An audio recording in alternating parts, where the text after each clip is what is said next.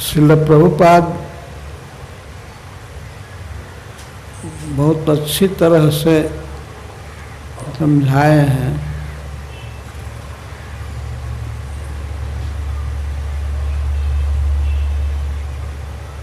जो गजेंद्र कहते हैं सर्वेंद्रिय गुण दृष्ट, सभी शब्द चौथी विभक्ति में है, एक वचन में।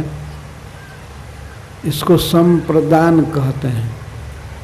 जिसको प्रणाम किया जाता है उसके लिए चौथी विभक्ति प्रयुक्त होती है। संस्कृत के नियम है ये। जैसे नमः विष्णु पादाय कृष्ण प्रेष्ठाय भूतले, प्रभु पादाय चौथी विभक्ति में एक वचन है। तो इसी तरह से सर्वेंद्रिय गुण द्रष्टे, सभी इंद्रियों के गुणों के आप दृष्टा हैं। मैं आपको प्रणाम कर रहा हूँ। भगवान ने हम सबको इंद्रियां दिया है। चूँकि हम संसार के भोगों को भोगना चाहते हैं, इसीलिए भगवान इंद्रियां देते हैं। 5 ज्ञानेंद्रियां हैं, 5 कर्मेंद्रियां हैं और एक मन सहित ये 11 इंद्रियां हैं, सबको मिली हैं। इन इंद्रियों के विषय हैं, जैसे ज्ञानेंद्रियों के विषय हैं शब्द, रूप, रस, गंध, विविध प्रकार की चीज़ें। आँखों का विषय है रूप देखना, जिह्वा का विषय है रस लेना। हम विविध प्रकार की चीज़ें खाते हैं, विविध प्रकार का स्वाद और विविध शब्द सुनते हैं। अनेक प्रकार का स्पर्श होता रहता है। ये त्वगिंद्रिय का विषय है। इंद्रियों के जो विषय हैं उनको ही गुण कहा गया है। तो सर्वेंद्रिय गुणदृष्ट, सभी इंद्रियों के जो विषय हैं आप इसके दृष्टा हैं। दृष्टा से मतलब यह अर्थ है कि आप ही सबको विषय देते हैं। रूप देखने को, शब्द सुनने को, कोई वस्तु स्पर्श करने को, सूंघने को, सब आप ही देते हैं। जब तक भगवान की अनुमति नहीं होगी, सैंक्शन नहीं होगा, तब तक कोई वस्तु किसी के इंद्रिय का विषय नहीं बन सकती है।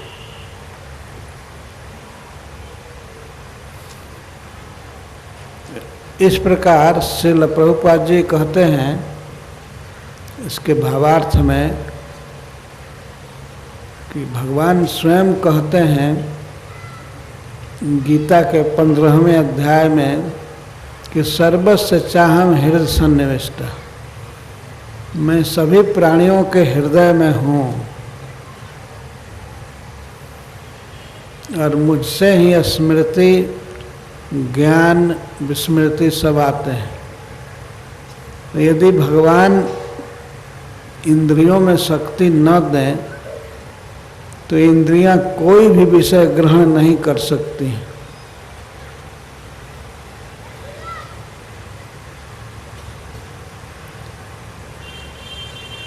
सर्वेंद्रिय गुणदृष्टे,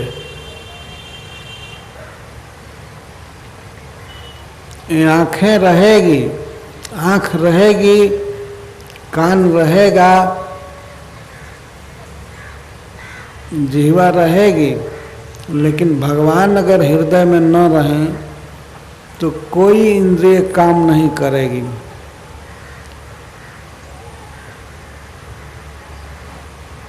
सारा फंक्शन बंद हो जाएगा। जिस तरह हम लोग देखते हैं, ये पावर रहता है, बिजली रहती है तो पंखे काम करते हैं, कोई मशीन काम करती है।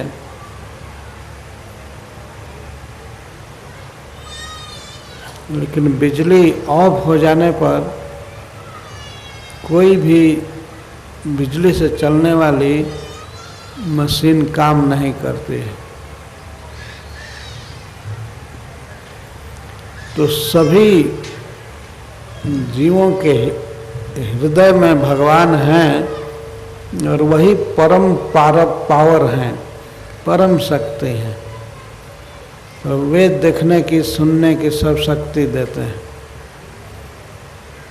तब उन वस्तुओं का अनुभव होता है। भगवान जब अनुभव कराना चाहते हैं तब अनुभव होता है। यदि भगवान न चाहे तो कुछ भी अनुभव नहीं होगा। इस संसार में देखा जाता है कि अगर कोई इंद्रिय अगर खराब हो जाती है तो कुछ भी सुन नहीं पाते हैं। जो मूल चीज है ईश्वर की उपस्थिति,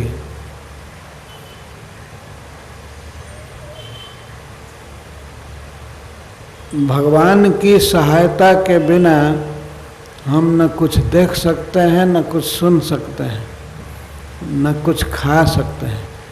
कुछ भी खाएंगे तो उसमें स्वाद का अनुभव नहीं होगा।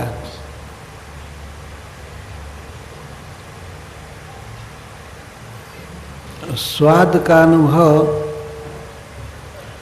भगवान के कारण होता है। वही स्वाद का अनुभव कराते हैं। जीवन के प्रत्येक स्थिति में हम कृष्ण भावना भावित हो सकते हैं। खाते समय, पीते समय अगर हम एक गिलास पानी पीते हैं तो उस समय भी भगवान कृष्ण का स्मरण कर सकते हैं। जैसे भगवान स्वयं कहते हैं, प्रभास्मि शशि सूर्ययो रसोहम अपसु कौन्तेय। हे कुंती नंदन, जल में जो रस है, रस का अर्थ जो तृप्त करने की शक्ति है, वो मैं हूँ। आदमी जब प्यास से व्याकुल हो जाता है तो पानी पी करके कितनी तृप्ति का अनुभव करता है। तो पानी में जो तृप्त करने की शक्ति है वो भगवान कृष्ण हैं, रस है। अपसु, सब प्रकार के जलों में मैं रस हूँ।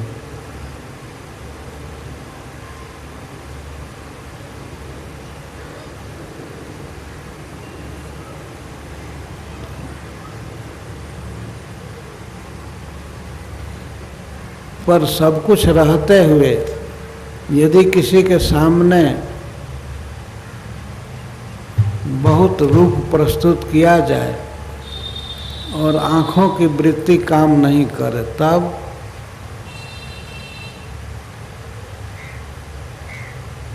तो कुछ भी देख नहीं पाएगा। एक समय मैं कथा कह रहा था, कथा के लिए बैठा था। 1 घंटे तक कथा हुई, लेकिन एक बहरा व्यक्ति आकर के बैठा था। तो 1 घंटे के बाद जब क्लास खत्म हो गया तो वो कहा कि आप लोग चुपचाप बैठे क्यों हैं? कुछ कहिए तो सब लोग हंसने लगे कि एक घंटे तक कथा हुई और एक कहते हैं कि चुपचाप बैठे रहे। और इस माइक लगा था, लाउड स्पीकर लगा था, फिर भी कान उसको ग्रहण नहीं कर पाया। कानों के आकार में अंतर नहीं था, आकार वही था। कान में छेद है वो थे, लेकिन जो शब्द को पकड़ने की वृत्ति थी वो भीतर से डिस्कनेक्ट था।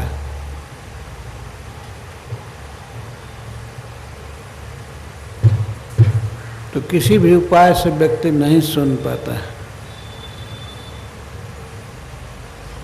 तो इस तरह से सृष्टि में अनंत जीव हैं और सबको भगवान ने सुनने की शक्ति दिया है, और वे चाहते हैं तब हम सुन पाते हैं।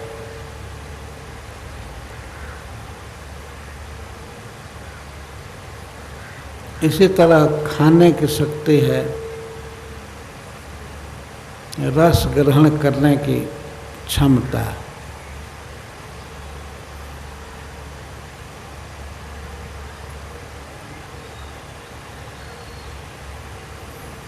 नहीं तो बहुत पदार्थ रख दिया जाए और रस ग्रहण करने की शक्ति नहीं दी जाए भगवान द्वारा, ये सब कुछ मिट्टी जैसा लगेगा।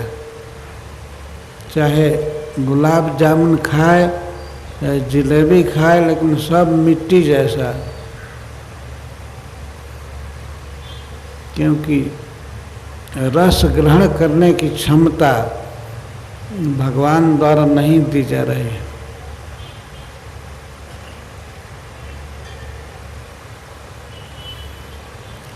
इस शरीर में भी भगवान ने जगह जगह पावर के स्विच बनाए हैं। डॉक्टर लोग कहा करते हैं, कई बार हमारे साथ वो घटना है कि आपके ब्रेन से सिग्नल नहीं मिल रहा है,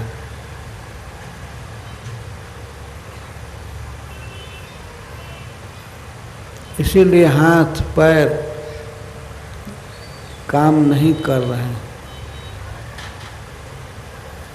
लेकिन वो ब्रेन भी कुछ नहीं है, असली हैं भगवान। उनसे ब्रेन काम करता है और ब्रेन से और अंग काम करते हैं।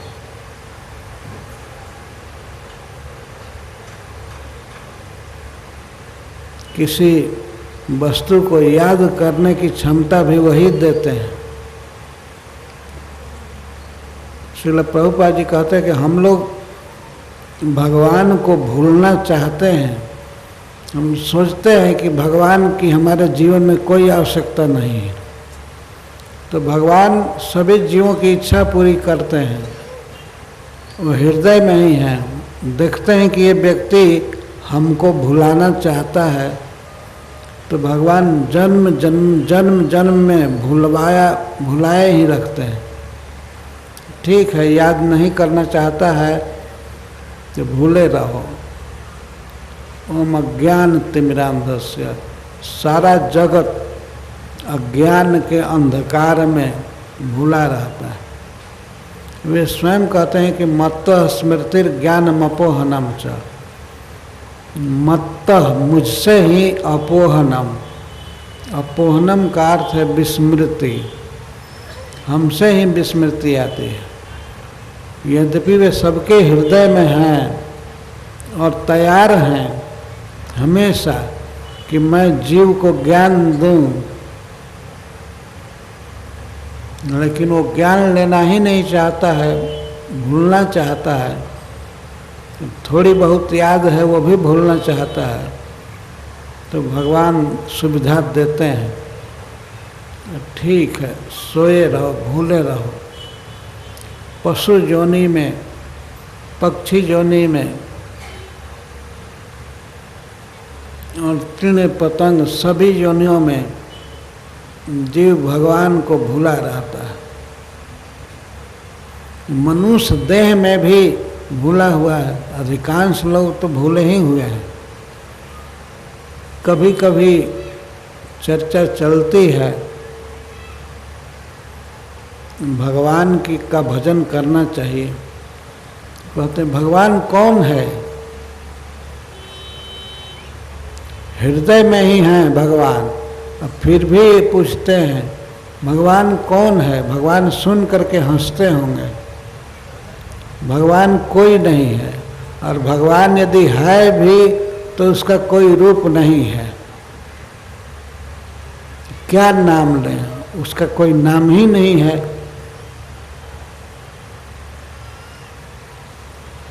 और कुछ लोग मानते हैं कि अगर वो है भी रूप वाला या नाम वाला तो कितना दिन रहेगा? अब तो वो खत्म हो गया होगा।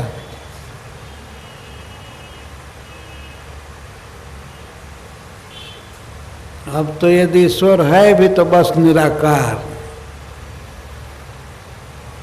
और रूप वाले तो सब चले गए।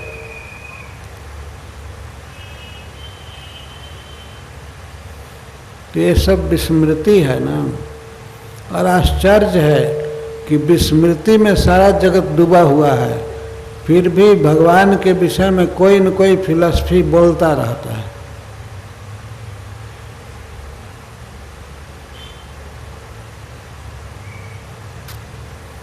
तो ये भूलने की शक्ति भी भगवान देते हैं। जीव चाहता है कि मैं भूलूं। ईश्वर हमारे जीवन में दखल न दे, हमको फ्री जीने दो।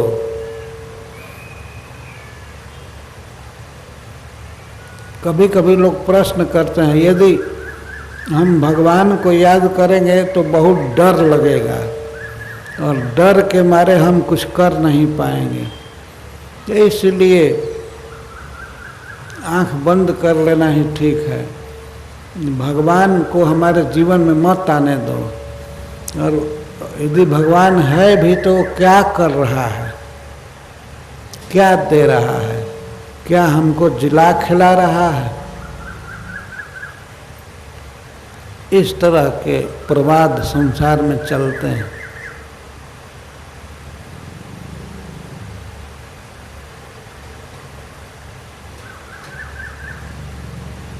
भगवान ही सभी इंद्रियों में शक्ति देते हैं,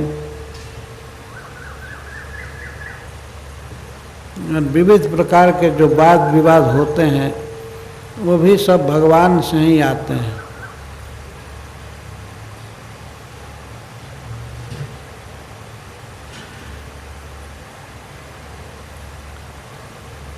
सर्व प्रत्यय हेतवे। प्रत्यय का अर्थ है ज्ञान।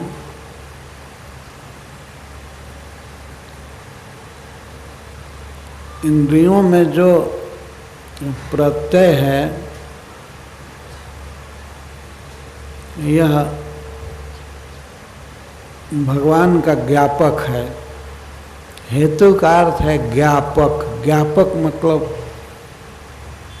बताने वाला।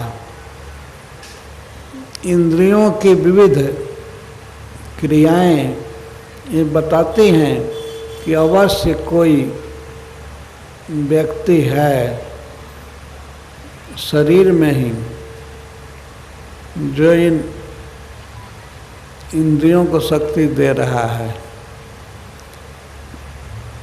ये सभी प्रत्यय प्रत्यय मतलब देखना, सुनना इत्यादि ये सब सिद्ध करते हैं कि भगवान हैं, कोई जीवन शक्ति है और सबको ये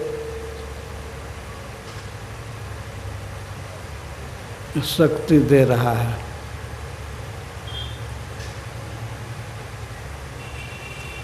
प्रत्यय, पैर में प्रत्यय क्या है? पैर का प्रत्यय है चलना,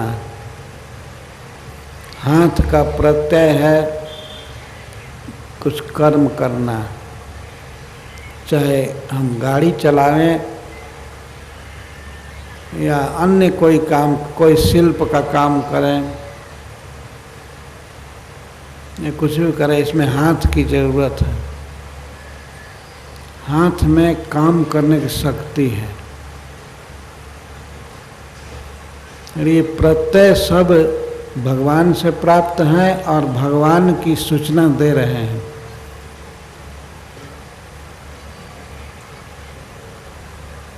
इसको यदि समझने की थोड़ी भी बुद्धि को कोई रखता है तो समझ सकता है।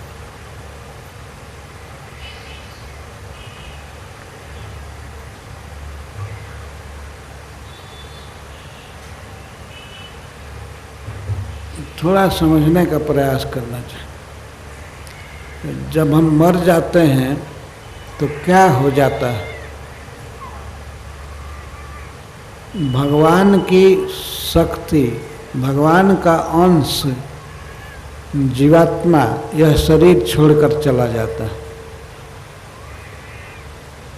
और भगवान भी चले जाते हैं। जब ही जीवात्मा शरीर छोड़ता है उसके साथ भगवान भी चले जाते हैं।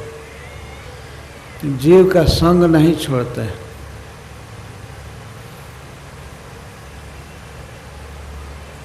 तो मरने का मतलब है कि माइनस भगवान और जीव और शरीर।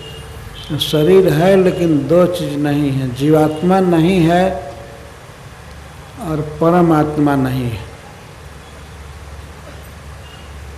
उसी को मृत्यु कहते हैं। और मृत्यु हो जाने पर शरीर के सारे प्रत्यय बंद हो जाते हैं।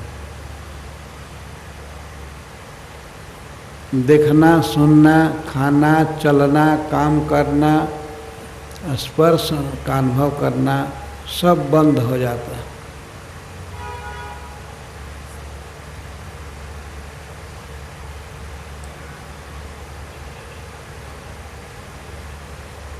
कितना भी अच्छा सुगंधित फूल किसी मरे हुए व्यक्ति के पास ले जाकर के पूछिए कि इसकी गंध कैसी है, तो कुछ बता नहीं पाएगा। अब तो सूंघने का प्रत्यय सब खत्म हुआ है।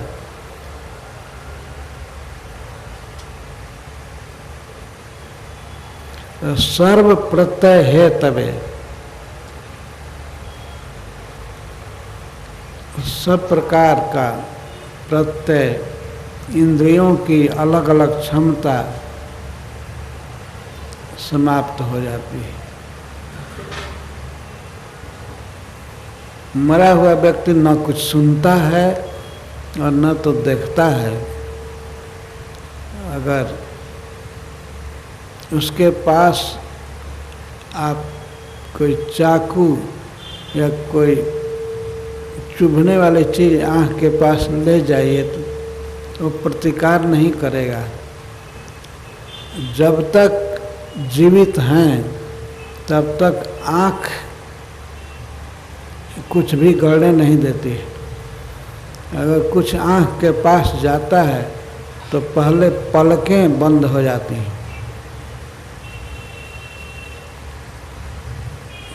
तो ये पलक गिरने की क्षमता भी भगवान देते हैं।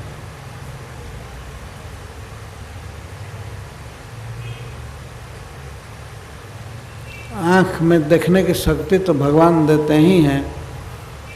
शरीर में प्रत्येक क्रिया को वही चालू करते हैं और उनके अंश जीवात्मा के जाते ही यह शरीर जड़ है, लंप ऑफ मैटर, यह पदार्थ रह जाता है। और फिर इसको हम जमीन के अंदर गाड़ देते हैं या चिता पर जला देते हैं। पर आत्मा जो जीवात्मा है वो फिर दूसरे शरीर में जाता है।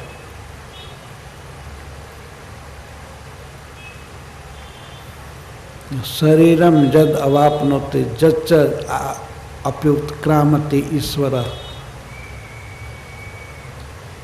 शरीर छोड़ देता है जीव, लेकिन चूंकि उसके साथ भगवान हैं इसलिए वो मन और इंद्रियों के साथ ही जाता है दूसरे शरीर में, पर उसको याद नहीं आती है, तो भगवान उसे दूसरे जन्म में भी ये सब शक्ति देते हैं, स्मृति देते हैं, खाने की, पीने की, बोलने की, कर्म करने की क्षमता से।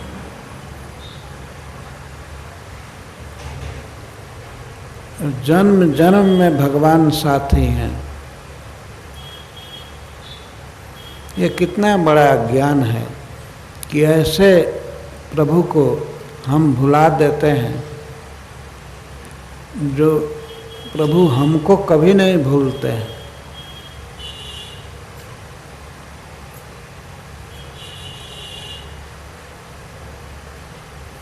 जो हमको कभी नहीं भूलते हैं, हमेशा साथ रहते हैं, एक जन्म में ही नहीं जन्मांतर में सब समय। और वैसे प्रभु के विषय में हम संदेह करते हैं वो हैं कि नहीं हैं, या हैं तो कैसे हैं।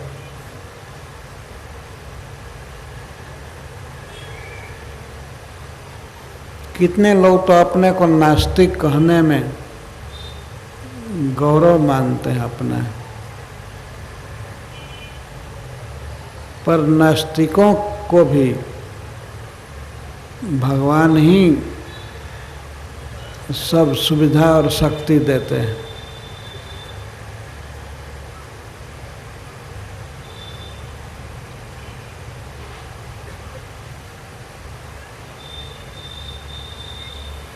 नमो नमस्ते अखिल कारणाय निष्कारणाय अद्भुत कारणाय। आप अखिल कारण हैं।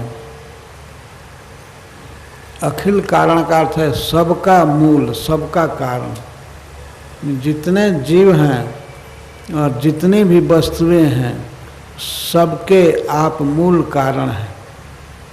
नमो नमस्ते अखिल कारणाय, और स्वयं निष्कारण है। हे प्रभु, आपका कोई कारण नहीं।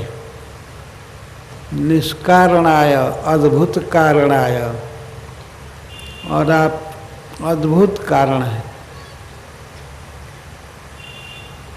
सब कुछ आपसे उत्पन्न हुआ है, लेकिन फिर भी आप अक्षुण्ण रहते हैं। आप अद्भुत कारण हैं।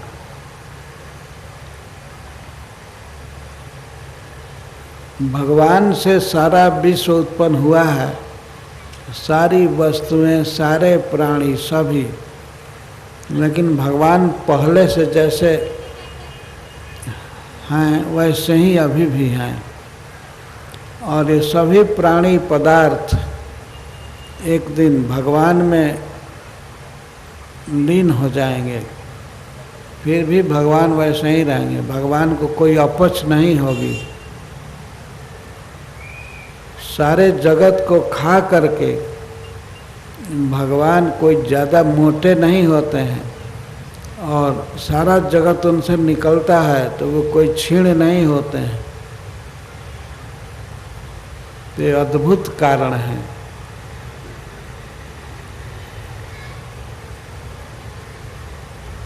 और सृष्टि भी अद्भुत ढंग से करते हैं। वो गर्भ समुद्र में भगवान सोए रहते हैं शेषनाग की सज्जा पर, और फिर भी सृष्टि होती रहती है।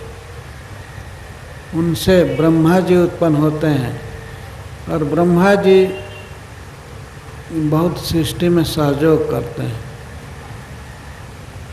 उनके पुत्र मरीचि और मरीचि के पुत्र कश्यप जी। कश्यप जी अनेक प्रकार की सृष्टि किए, उनसे ही सब पशु उत्पन्न हुए हैं।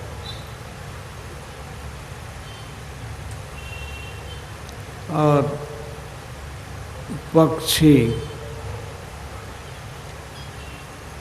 भगवान के वाहन गरुण जी उनके पुत्र हैं। और माता विनता से 2 पुत्र हुए, अरुण और गरुण। तो अरुण भगवान सूर्य के सारथी हैं और गरुण भगवान विष्णु के वाहन हैं। इस तरह उनकी पत्नियों से कई प्रकार के जीव उत्पन्न हुए। दिति से दैत्य हुए, धनु से दानव हुए और माता अदिति से सभी देवता उत्पन्न हुए। भगवान तो अद्भुत कारण हैं ही, उनके द्वारा रचे हुए ब्रह्मा जी, कश्यप जी, ये सब भी अद्भुत सृष्टि करते हैं।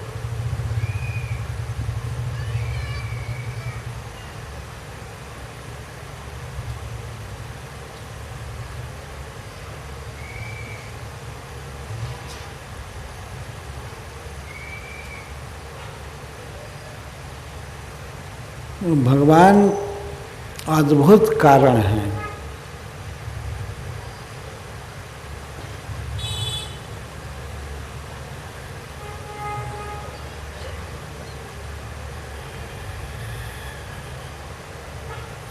भक्ति विनोद ठाकुर कहते हैं, केशव तुआ जगत विचित्र।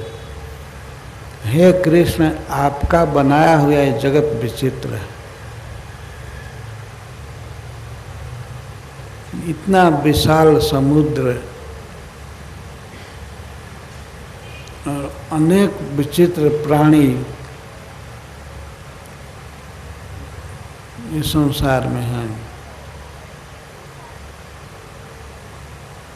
जो भगवान की इस विचित्रता को देखकर हमें क्या करना है? हमें बारंबार प्रणाम करना है। नमो नमस्ते खिल कारणाय निष्कारणाय अद्भुत कारणाय। जो स्वयं निष्कारण है, भगवान का कोई कारण नहीं है और वे अद्भुत कारण है।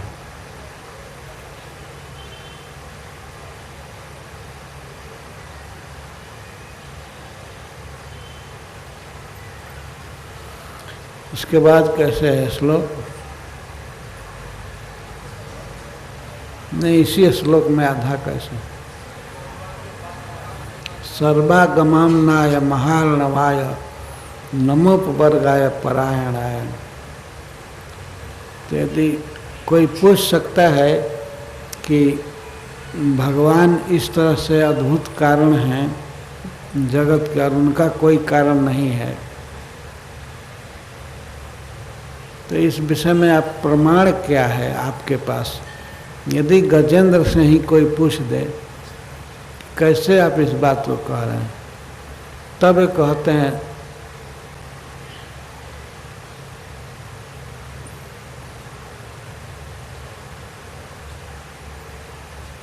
सर्वामनाय महार्णवाय।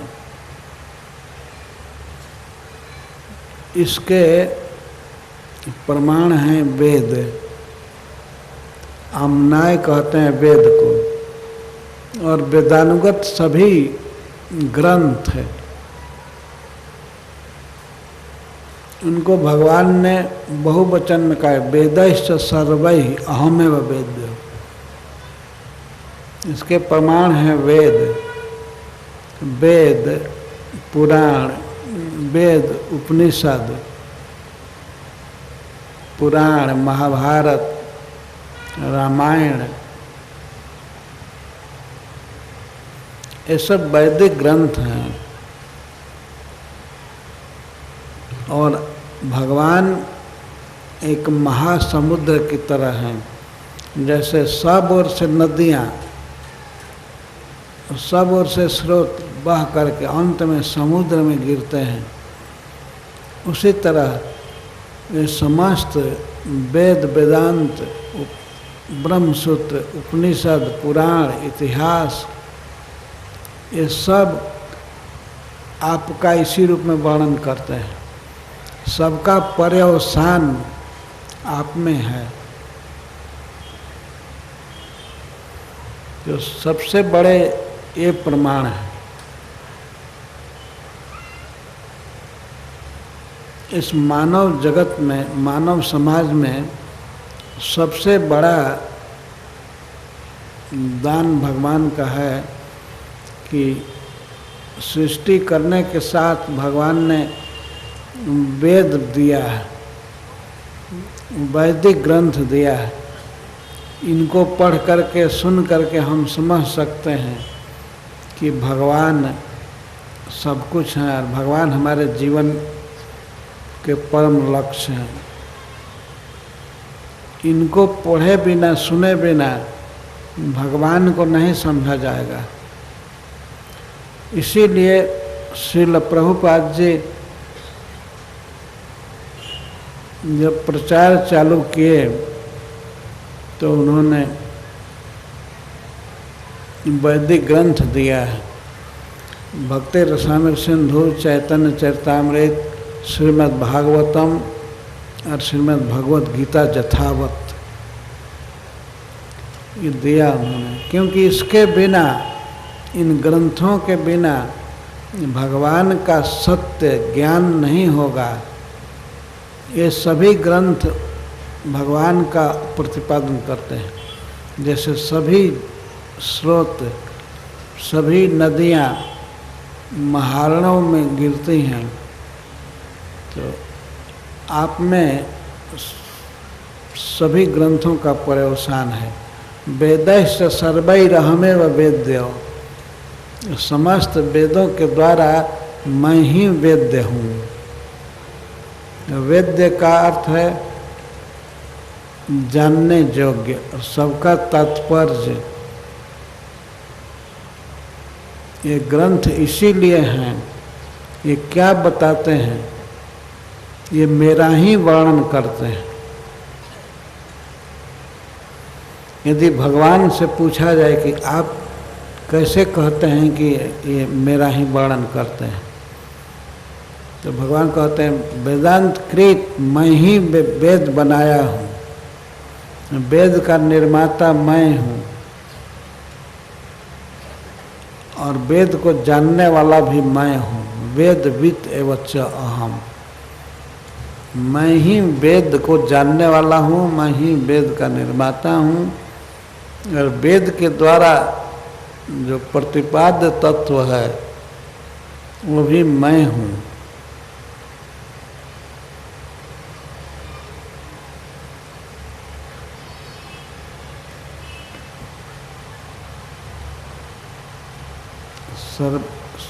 सर्वागमाम्नाय, तो सभी आगम और सभी आमनाय, मतलब जितने भी वेद और वेद के अनुगत ग्रंथ हैं,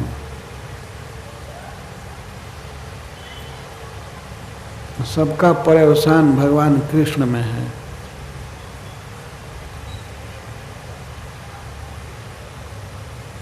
ये सब ग्रंथ पढ़ कर के भी जो लोग ये कह देते हैं कि वेदों में भगवान कृष्ण का जिक्र नहीं है, वे अंधे हैं, वे कुछ भी नहीं जानते हैं।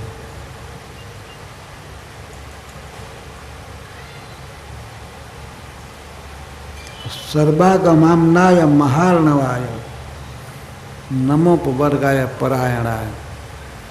हे प्रभु, हे जगन्नाथ, आप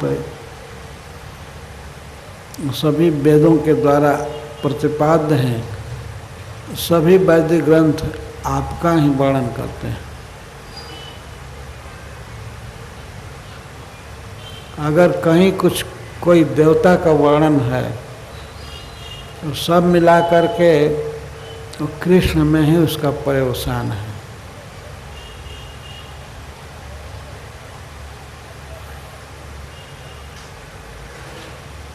पद्म पुराण में लिखा गया है कि जैसे सब नदियाँ अंततः समुद्र में मिल जाती हैं, उसी तरह से कोई कहीं भी किसी को भी प्रणाम कर रहा है तो वे सारे प्रणाम केशव के प्रति पहुंच जाते हैं। कहीं कोई प्रणाम कर रहा है, उसकी भावना भले दूसरी है कि मैं दूसरे को प्रणाम कर रहा हूँ, लेकिन सारे प्रणाम पहुंच जाते हैं कृष्ण के पास।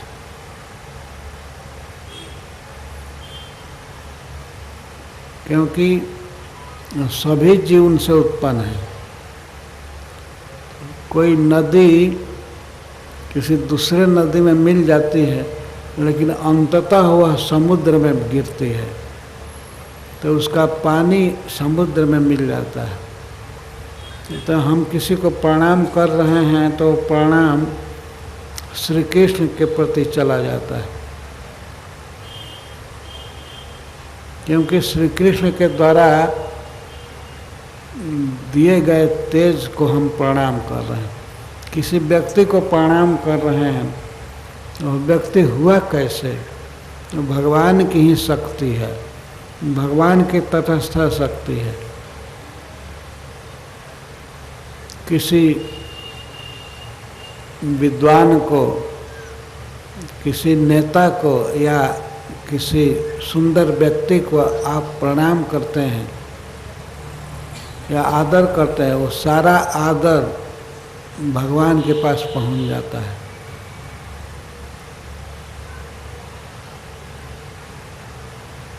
क्योंकि सबके वे कारण हैं।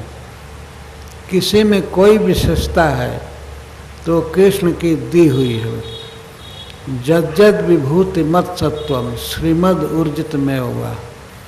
भगवान 10वें अध्याय में गीता के अपनी विभूतियाँ गिना रहे थे अर्जुन को। तो वो कहते हैं कि तुम ज़्यादा जान करके क्या करोगे, बस इतना ही समझो, जज्जद विभूति मत सत्वम। कोई भी व्यक्ति इस जगत में अगर विभूति मत है, धनवान है, ऐश्वर्यवान है, बड़े बड़े पद पर है, या सुंदर है, तेजस्वी है, तो तदेव अवगच्छत्वम मम तेजोंस संभवम। तो किसी को भी प्रतिभावान देखो, तेजस्वी देखो, सुंदर देखो, विद्वान देखो, प्रभावशाली देखो, तो उसको समझो मेरे अंश के अंश से उत्पन्न हुआ है, मेरे एक छोटे अंश से ही सब प्रकट हुए। तदेव अवगच्छत्वम मम तेजोंस संभवम।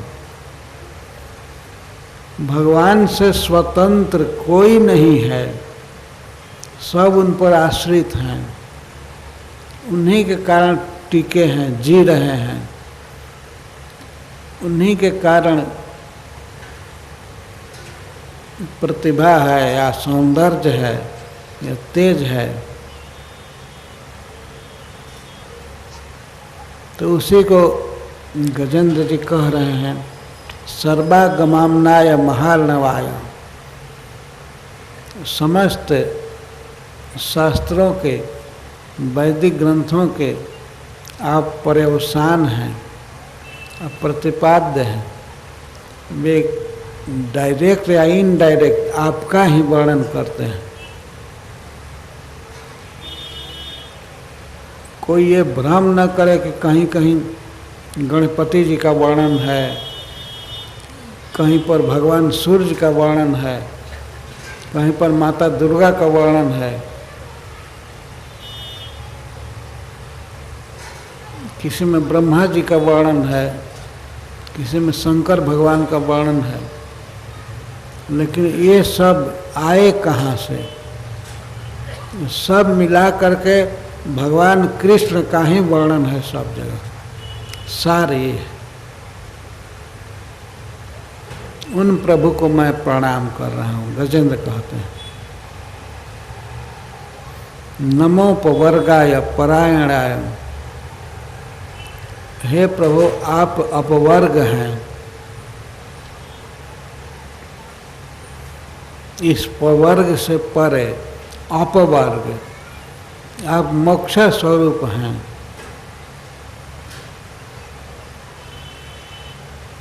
इसी कारण परायणाय, पराणाम अयनाय नमः। आप जो इस जगत में कहीं भी जो सबसे उत्तम लोग हैं, उन्नत लोग हैं, ग्रेट सोल्स हैं, बड़े बड़े लोग, उन सब के आप ही आश्रय हैं। पराणाम अयनाय,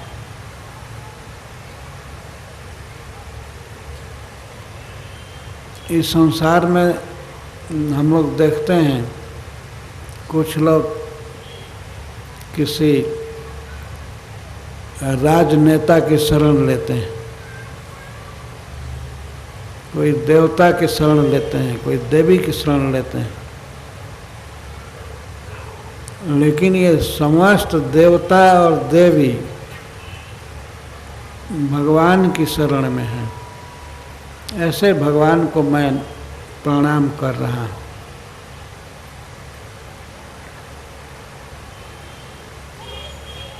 परायणाय, पर अयण, पराणाम अयन, अयन का अर्थ है आश्रय। तो आप पर लोगों के जो सबसे श्रेष्ठ हैं, ब्रह्मा जी, भगवान शिव, सनकादिक ऋषि, नारद मुनि आदि, जो सबसे श्रेष्ठ लोग हैं, उनके आश्रय आप हैं। आपको हम बारंबार प्रणाम कर रहे हैं। नमो नमस्ते खिल कारणाय, निष्कारणाय अद्भुत कारणाय, सर्वागमाम्नाय महार्णवाय, नमोपवर्गाय परायणाय।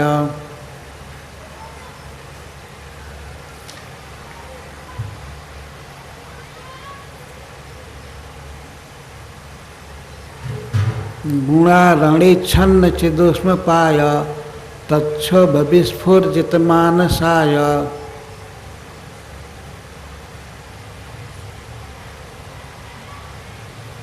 नस्कर्म भावेन विवर्जितागम, स्वयं प्रकाशाय नमस्करोमि। सब में है नमस्करोमि, नमस्ते नमः। जिस श्लोक में नमः नहीं आया है, अन्वय बाद के श्लोक में या पहले के श्लोक में समझ लेना चाहिए। सभी वक्तव्य में, सभी वाक्य में गजेंद्र भगवान को प्रणाम कर रहे हैं।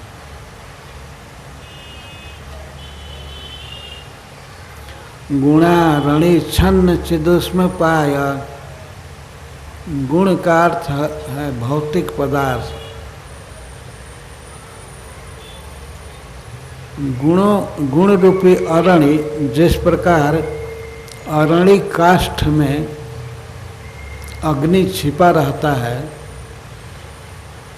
लेकिन उपाय करने से प्रकट होता है, उसी प्रकार आप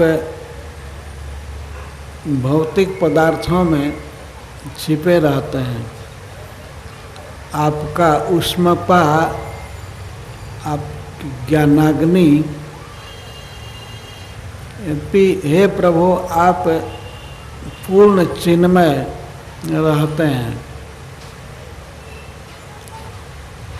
पूर्ण चिन्मय का अर्थ है पूर्ण स्पिरिचुअल। आप पूर्ण स्पिरिचुअल रहते हैं, सब में हैं। जैसे भगवान देह के भीतर है, हृदय में है, लेकिन उनका ज्ञानाग्नि ढका रहता है, छन्न रहता है। गुणारणी छन्न चिदुष्म पाया, चिदुष्मा चिदुष्मा कहते हैं स्पिरिचुअल उष्मा को, और उष्मा पाती तिप। तो उष्मा को कौन देता है? अग्नि। जहाँ अग्नि है वहाँ उष्मा। तो इसको अग्नि को उपमा दी जा रही है कि आप चिन्मय हैं और चिन्मय स्थिति में ही सभी प्राणियों में रहते हैं, इस प्राकृतिक जगत में रहते हैं, लेकिन फिर भी आपकी चिन्मय शक्ति गुणों द्वारा, प्राकृतिक पदार्थों द्वारा ढकी रहती है।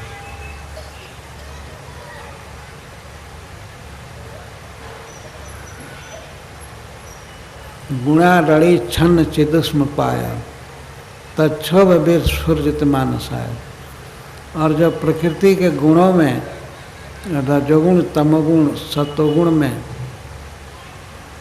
क्षोभ होता है आपकी काल शक्ति द्वारा, तब आप विस्फुर्जित मानसाय, आपका मानस, आपका मन विस्फुर्जित हो जाता है।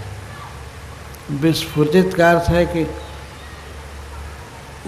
बाहरी ध्यान देता है। उस समय आप बहिर्वृत्ति होते हैं और सृष्टि करते हैं। गुणों में विषमता होती है तब सृष्टि चालू होती है। अनेक प्रकार के जीव, उनके विविध संस्कार आदि सब उग जाते हैं।